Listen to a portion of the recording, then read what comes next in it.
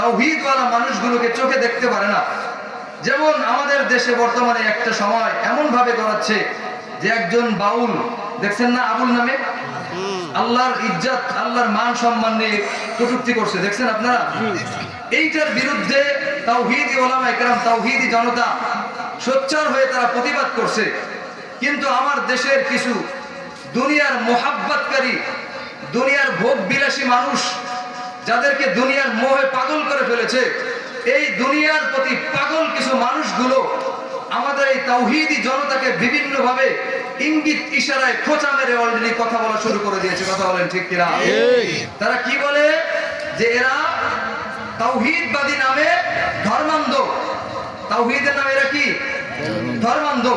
আচ্ছা বলেন তো, আল্লাহর ইজ্জত নিয়ে, আল্লাহর মান নিয়ে যদি কোনো ব্যক্তি কথা বলে, এটা যদি কোনো ব্যক্তির মধ্যে যাররা পরিমাণ ঈমান থাকে, তার শরীরে যদি যাররা পরিমাণ রক্ত থাকে, ওই ব্যক্তি কি চুপ করে বসে থাকতে পারে?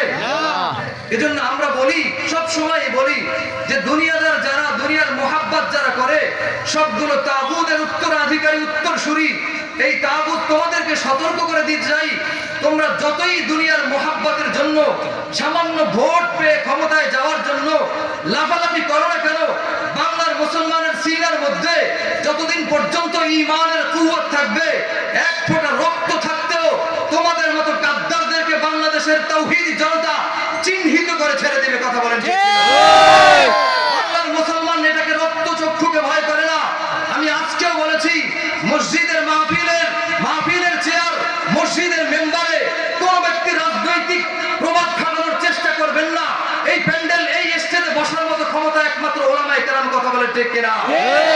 এই স্টেজে বসবে শুধুমাত্র ওলামায়ে কেরাম, স্টেজে বসবে শুধুমাত্র তাওহীদওয়ালারা, যারা কোরআনের কথা বলবে, হাদিসের কথা বলবে। আপনি হতে পারেন চরমনাই ওয়ালা, কিন্তু আপনি কোরআনের দোহাই দিয়ে মাহফিলের স্টেজে আসার দুঃসাহস দেখাবেন না। কথা বলেন ঠিক কিনা? হতে পারেন জামাতে ইসলামী, কিন্তু আপনি রাজনীতি করছেন গণতন্ত্রের, কুফুরির রাজনীতি, কোরআনের রাজনীতি আপনি করেন না। আপনি কোরআনের দোহাই দিয়ে মাহফিলের স্টেজে আইসা কথা বলার জন্য ভোট দেওয়ার দুঃসাহস দেখাবেন না। কথা বলেন আপনি কোরআনের বিরোধী, আপনি তাগুতের পক্ষে, আপনি তাগুতকে নিয়ে চলেন, আপনি কোরআন বিরোধী কথা বলেন, আপনি শরিয়া মানেন না, আপনি মাহফিল স্টেজে মসজিদের মেম্বারে কথা বলার দুঃসাহস দেখাবেন না। কথা বলেন ঠিক কিনা? এই চেয়ারগুলো আমার নবী ওলামায়ে কেরাম, নবীর উত্তরাধিকারী ওলামায়ে কেরামের জন্য বরাদ্দ করে দিয়েছেন। নবীর উপরে প্রভাবশালী আর ক্ষমতাবান নবীর চেয়ে বড় দুনিয়াতে আর কেউ নাই। কথা বলেন নবী যেভাবে আবু জাহেলকে, বড় কাফেরদেরকে ওলামায়ে কেরাম ভয় করে নাই, বর্তমান যুগের হক্কানি ওলামায়ে কেরাম তোমাদের মতো তাগুতের পাঁচটা গোলামদেরকে, চক্রাগানিকে ভয় করে না, ভয় করতে পারে না। কথা বলেন ঠিক কিনা? এজন্য দেখবেন যতগুলো তাগুত আমাদের সমাজের মধ্যে, সবগুলোই দুনিয়াকে প্রাধান্য দেয়।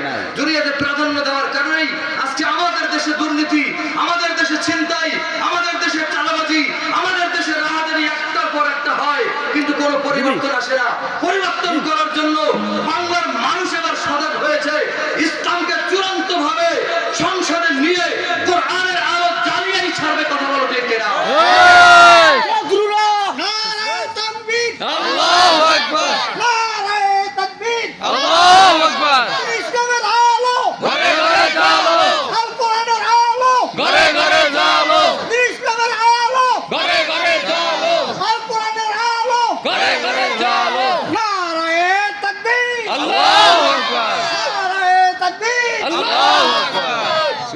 এজন্য আমি সবসময় বলি যে যারা, আপনারা যারা